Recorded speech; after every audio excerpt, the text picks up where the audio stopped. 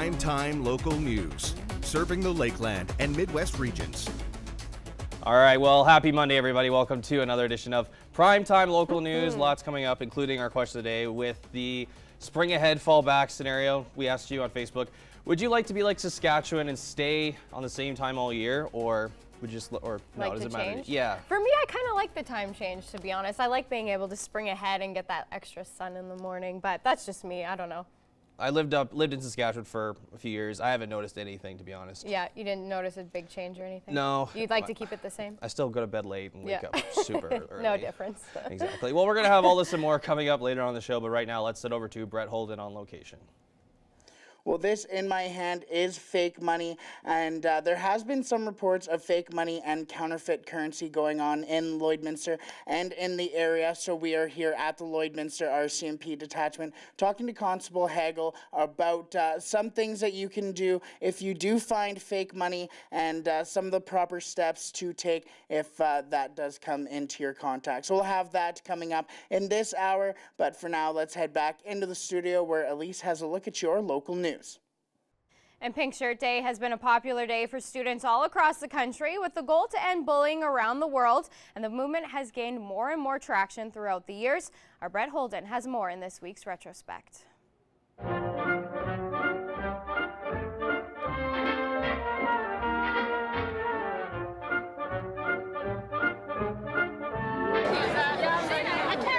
It is normally a loud color, but today it's one that speaks volumes. Pink Day, no bullying. Me and my friends show up here, and we're also all for this because it's a great thing to do, dress in pink and stop the bullying in the school. February 25th is the International Day of Pink, a call to the end of bullying. The protest began after Nova Scotia students rallied around a younger teen who was picked on for wearing the color. The next day, a huge number of people wore pink to school in support of this grade 9 boy, and they outnumbered the bullies to the point that the bullies had to back off. And 10 years later, that message stays the same, but with the Sea of Pink growing each and every year. And this year, students from Holy Rosary High School went out into the community to show how kindness wins. We're going around town, around the community, trying to spread kindness. We think that kindness is a way to prevent bullying. We're out here mostly, though, because we know that bullying has a difficult time rooting if we are proactive and create a community of empathy and kindness. And Plamondon says Pink Shirt Day has grown more from bullying inside schools to on this day bringing kindness to those around you. It's this positive approach that we have is all about focusing on what we can do to, create and grow and flourish a community based on kindness. And I feel like this momentum has really taken off with our Kindness Wins emphasis. For This Week in Retrospect, I'm Brett Holden. Retrospect is brought to you by Webb's Machinery. Webb's Machinery, your New Holland dealer in Vermilion, Bakerville, and Lamont. And now we're going to go to Brett Holden, who's at the RCMP today. Constable Hagel joins us here at the RCMP detachment. And Constable Hagel, there's been some reported cases of some fake currency. Let's kind of go through that. Yeah, so far this year, since January 2019, we've had 11 reported incidences of individuals uttering fake currency. So what does that mean not only for the people of Lloydminster, but also some businesses here as well? The RCMP is just, we're asking everyone to check the currency as they receive it. We're not seeing a lot of small bills being passed off as fake. It's mainly the 50s and 100s that are being passed off as fake. Now, this was something that we saw later last year, I guess earlier last year. What are some things that we can kind of be more focused on this time around? Checking out the security features on the bills. There are several unique security features on every bill. The big one, it's a one-piece polymer. All the Canadian currency right now has that plastic feel. If you're getting paper bills, there's a good chance it's not real. Now, we'll have a little bit more on that just in a little bit, but really quickly, we're running a little bit out of time here. Let's talk to just the importance of making sure that obviously that money is real. Oh, yes. We want to make sure that the money is real because it can affect you as an individual. It can affect you as a business. If you suspect the currency is fake, we'd ask that you take a look at your risk and make sure that you are safe to say that this, tell the customer, this bill doesn't look real to me. If that's the case, ask them for another bill. If they don't have another bill, maybe you have to cancel that transaction, ask them for another payment means, and advise that person to come down to the detachment and report that fake bill. If it is real, we'll give it back to you. If it is fake, we want to know where they're coming from and who's passing them along. Perfect. We'll have a little bit more coming up from here at the RCMP detachment, but for now, let's head back into the studio. All right, thanks very much, Brett. Take a look at some current temperatures right now. -10 for us here in the border city. Of course, it was a much warmer day than it was over the weekend where we had those wind chills up to -40 degrees Celsius. Today was -10 with a bit of sun and cloud mix. With that wind chill, though, did add a bit of 10 degrees to our city here at -20. Some records for this time of year: 6 degrees back in 2010 and -33 back in 2003. Take a look at the satellite radar map. Bit of cloud coverage that's going to come in from that west side, coming in mostly in the Vegreville, Edmonton, and Marwayne areas. Nothing too major there, but of course, no watches or warnings, which is nice to see. Of course, we did see that over on the Thursday, Friday as we headed into the weekend with that extreme cold warning, but we're out of that picture for the time being until the next one. Current temperatures: -10 in Lloydminster, -5 out in Edson, Athabasca, and -10 in Red Deer, -4 Rocky Mountain House, -6 out in Whitecourt, -3 Cold Lake. Take a look at Saskatchewan: -10 North Battleford, -12 Saskatoon, -9 out in Milford. As we head a little more in depth to our regional temperatures, -16 overnight for North Battleford. They're going to feel more like closer to -25. -11 is the daytime high tomorrow in Cold Lake. It's going to feel more like -20 throughout the day tomorrow with that wind chill.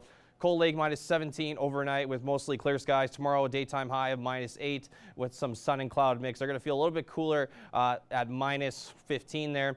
For us here in the border city, -17 overnight, -11 tomorrow. Again, it's going to be pretty cold with that wind chill, so it'll feel more like -21 tomorrow in the daytime high there. As we take a look at the next 3 days, -11, as I mentioned, the daytime low, so -17 into the morning, -13 the daytime high on Wednesday with the low there of -21 into the morning. -11 is the daytime high on Thursday with that low of -21. So it's still going to be cold over the next few days, but as you will see in the 7-day forecast coming up in a little bit here, we'll see that we're heading into much warmer temperatures.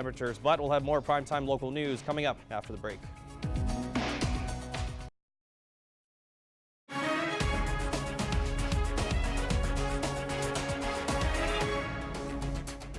Welcome back. Well, the name alone sounds like a treat for cattle to eat, and Gerard Lampow checks out winter feed options.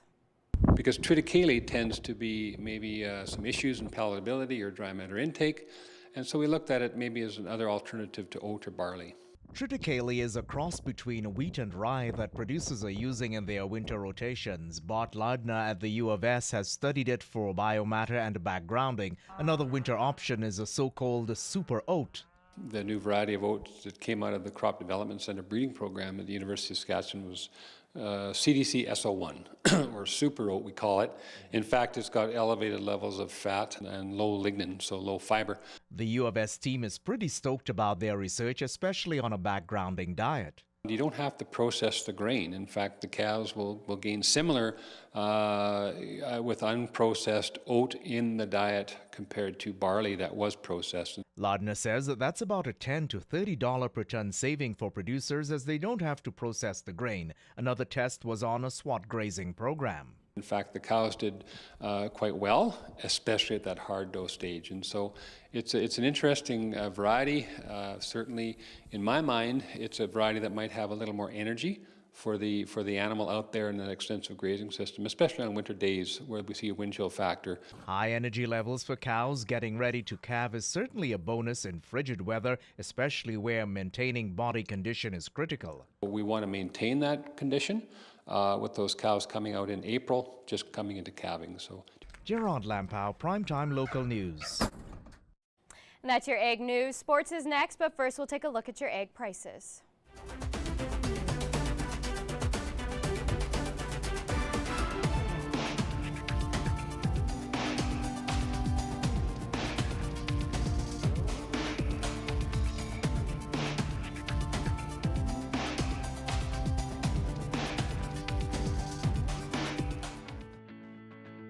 Every member of the City Centre Auto Body team has been through extensive training. We're constantly upgrading our team's education to reflect current collision repair technique.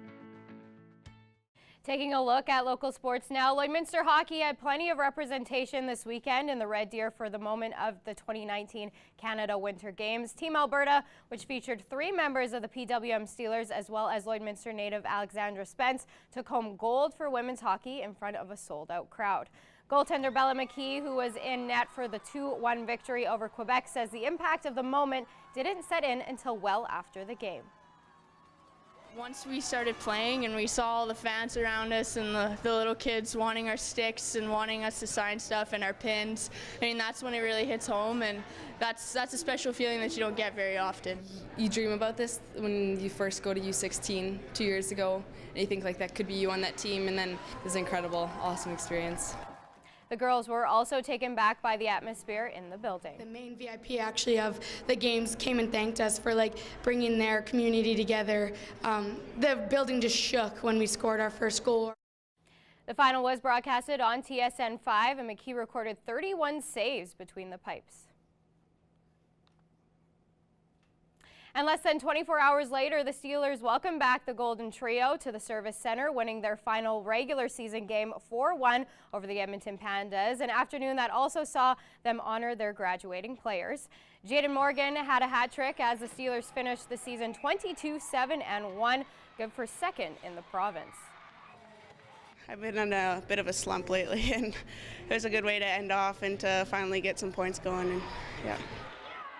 The team now has long break before provincials, which will give their Golden Trio time to rest. We played, I think it's been about 11 days straight of being on the ice. So, I mean, we gotta love it to do it for sure. We will have more on the Steelers' final game later this week on Primetime Local News.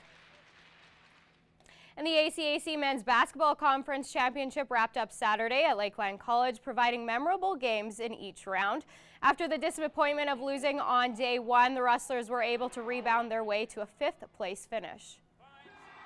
We've been dealing with refs calling crazy calls all year. We've been dealing with players heckling us all year. So we just started to zone in and be aware of it. Like, this has happened all year, so we have to overcome it, you know?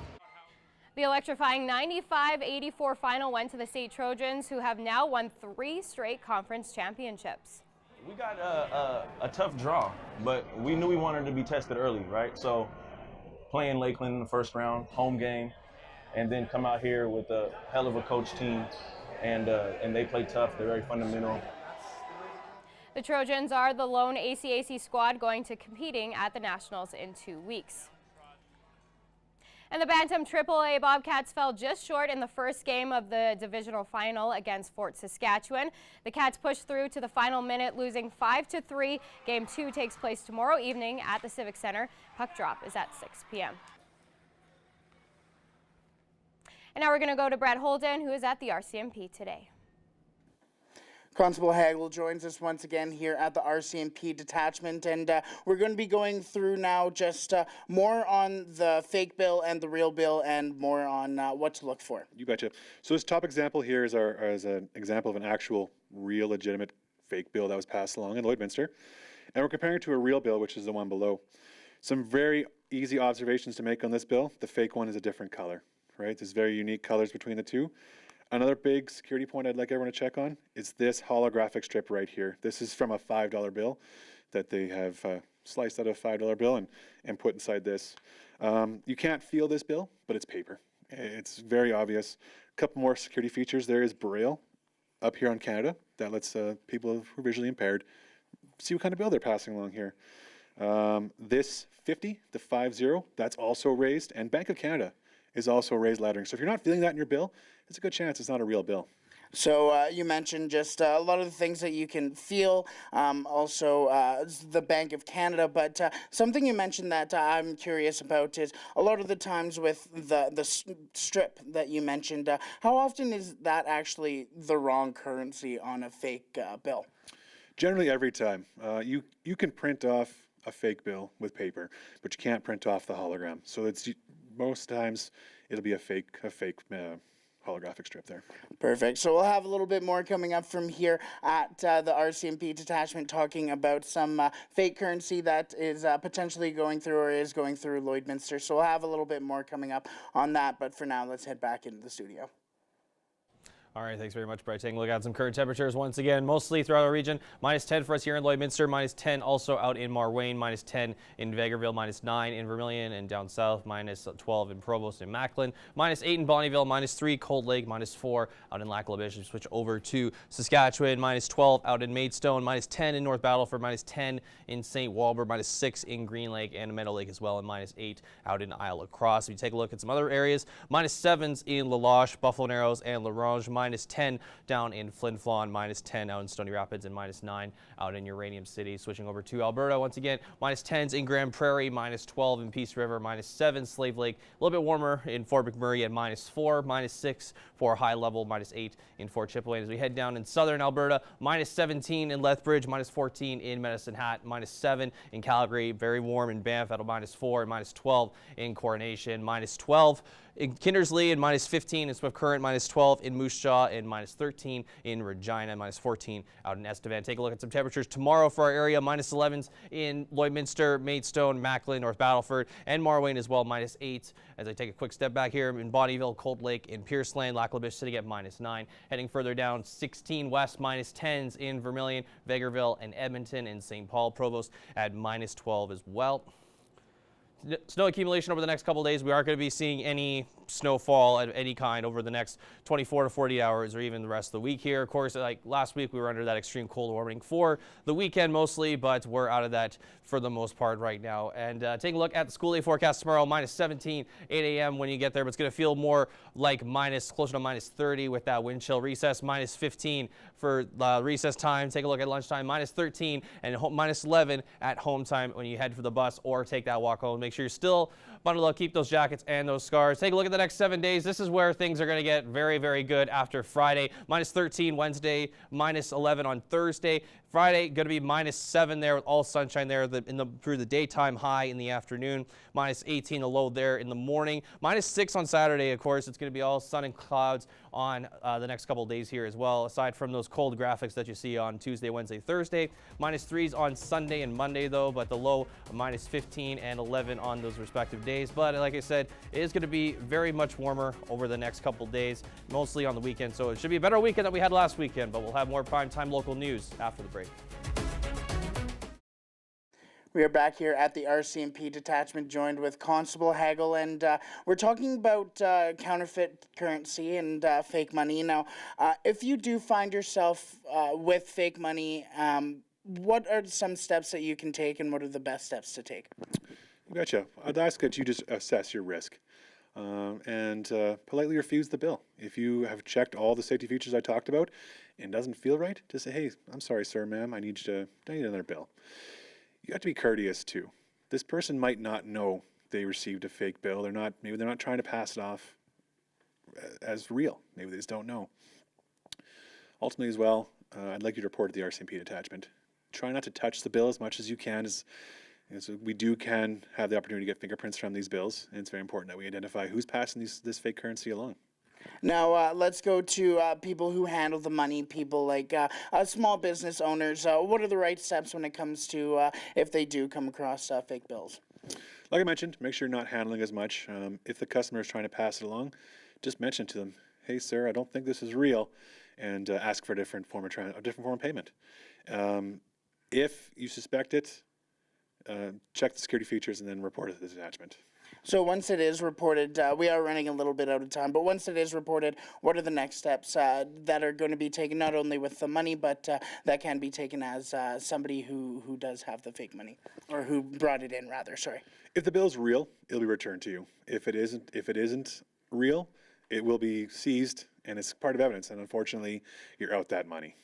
Perfect. So as Constable Hagel mentioned, if you do find some of that fake money, please do return it to the RCMP, and that will be processed correctly, rather. We'll have a little bit more coming up from here at the RCMP detachment, but for now, let's head back into the studio.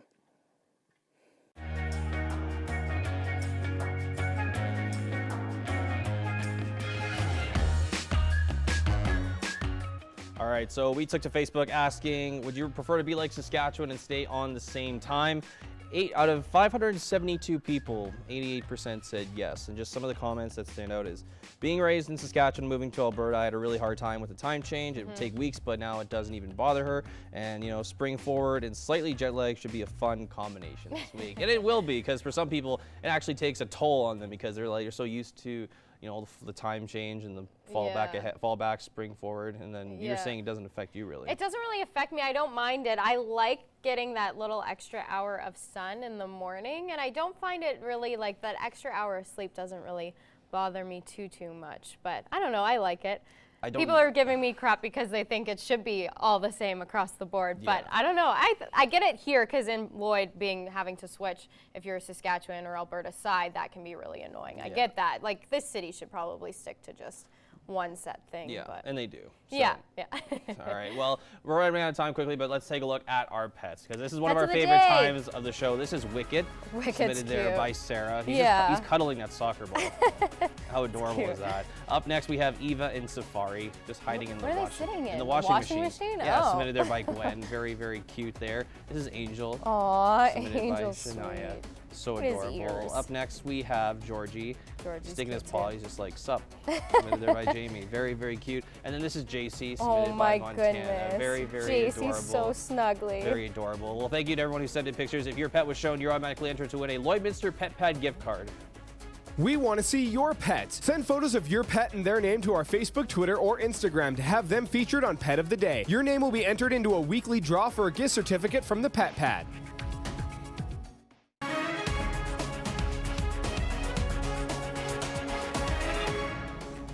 All right, I'm very pleased to be joined with Jackie from Big Brothers Big Sisters in Lloydminster to talk about their Bowl for Kids' Sake event. So Jackie, thank you so much for taking time to come and talk to us today. Thanks for inviting us. So talk about the Bowl for Kids event. It's a very big event here in the Border City. A lot of people in the community know about it. Just give a little insight into the event itself. Bowl for Kids has been going on for over 16 years. I've been at Big Brothers Big Sisters for 16 years, and it's been going on for years before that. It is a national fundraiser, so other Big Brothers Big Sisters agencies across the country also run Bowl for Kids. We kind of have a timeline between January and April when they run it, so some people may have heard of it that way. But locally, we have the event every year, and it's very popular. We get a huge turnout from the community and a lot of support. You mentioned before we off camera that, you know, a few years ago when there was no bowling alley, you know, what were some of the alternative ways that you guys did the event before last year when you actually had the event at the bowling alley? So we had 2 years where there was no bowling alley, and we did a lot of research and different ways that we could still raise that amount of money for the agency, and the only one we came up with was to build our own bowling lanes. So we rented a gym at Jack Kemp School, and we put tables up end to end and on their sides, and we were able to come up with 6 bowling lanes, and they were regulation length, and then we had pin setters, and then we had tables at the end and scoring sheets, and it worked great. Well, it's always good to come up with alternative ways to do that. Now, you mentioned you were looking for volunteers still. It's a busy time for you guys. How is the amount of volunteers, how's the recruiting process going for the volunteer search for this event? So we always take volunteers for this event, but as well, we're constantly recruiting volunteers for our agency as well. So they kind of come twofold. As we advertise for the event and people find out about our agency, then they inquire about how they can get involved just generally with the children as well. I know when we talk to you a few times, we always talk about, you know, the need for mentors because there's a waiting list as well. I guess how has that been going over the past bit here? And, you know, are you still looking for mentors and Big Brothers and Big Sisters as well? Yeah, we're always looking for volunteers. As we get those volunteers that learn more about the agency through our advertising and our social media campaign and stuff, we also get families that find out about our agency, and so they join the agency, and then we add to the waiting list. So as we match one, sometimes we get 1 or 2 more, which is great because it means that we're helping lots of kids in the community, but we do always need those volunteers to partner up and be friends with those kids. Absolutely. So for the bowling event, for people, when is it, and how can people come out and support you guys? Yeah, it's a little less than a month away, so it's on April 12th and 13th. This year, we usually have it on the Friday night from bowling at 6, 7, 8, and 9. And then this year we did something new, so anyone that has kids might think that 8 or 9 is too late to bowl or just isn't available on Friday night. They can bowl on Saturday at 1 or 2 p.m. as well at Lloyd Lanes. And so all they need to do is they need to contact the agency and say they'd like to put in a team to bowl. We'll get them the paperwork. And then they do need to raise a minimum of $50 each a person that's bowling, because it is a fundraiser. Right, absolutely. For the agency. And where does all that money go, just as we're wrapping up here, where does all that money go towards? That money goes towards supporting the mentoring programs in our agency. So everything we do benefits from the money that we raise at Bowl for Kids. Absolutely. Well, Jackie, thank you so much for taking time to come down and talk to us today about the event. We're always looking forward to the event every year, and we always enjoy talking to you guys. Thanks for having us.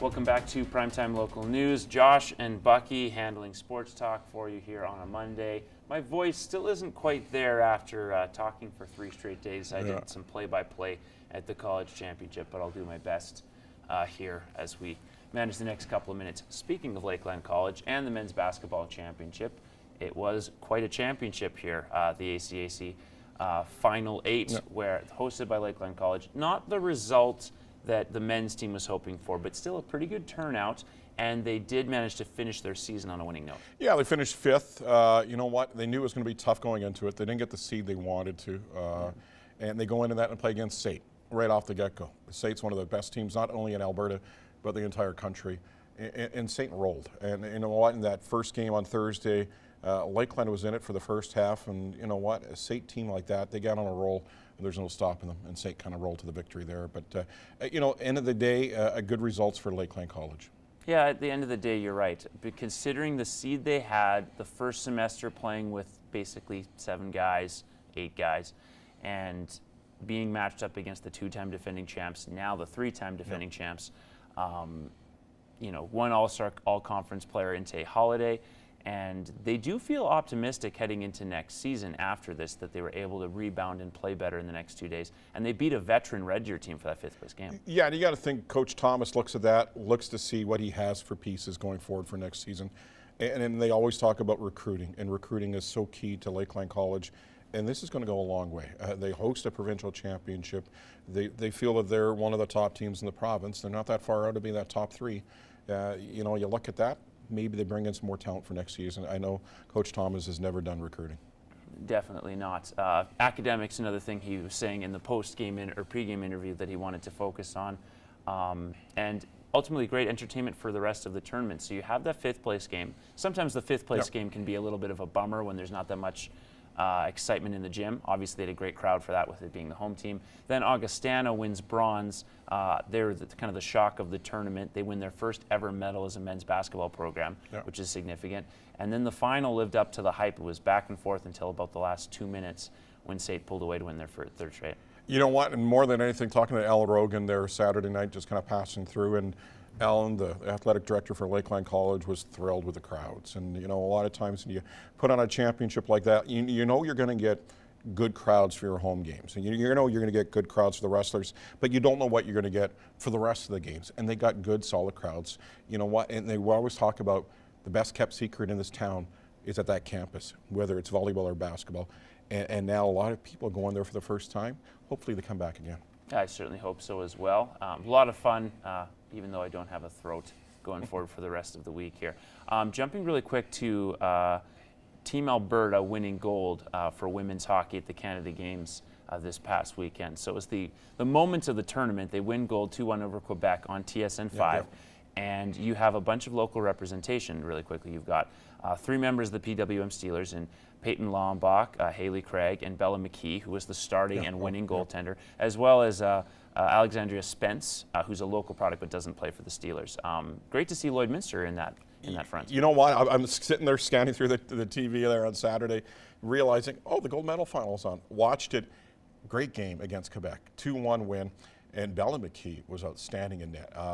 Quebec came out in that 3rd period looking to tie it up, put all sorts of pressure. And Bella, who's committed to Union College already down in the U.S., was outstanding in that. You know, and hats off. It's going to be a moment in time they'll never forget, those girls. Indeed, and also a great moment for them heading into their last game yesterday, which they played for the Steelers. It's a lot of hockey in 11 days for those girls. Now we'll be back in the next hour with more on Primetime Local News. Well, this in my hand is some of the fake money that has been going around Lloydminster and throughout the Lakeland area. We spoke to Constable Hagel about some things to make sure that you are watching out for if you do come in contact with fake money or counterfeit currency. As mentioned, this Canada logo is, in fact, does have Braille on it, and this piece here is holographic. It is one-piece polymer, our real money, so this is actually paper, unfortunately, and make sure that you are making sure that your money is one piece and real.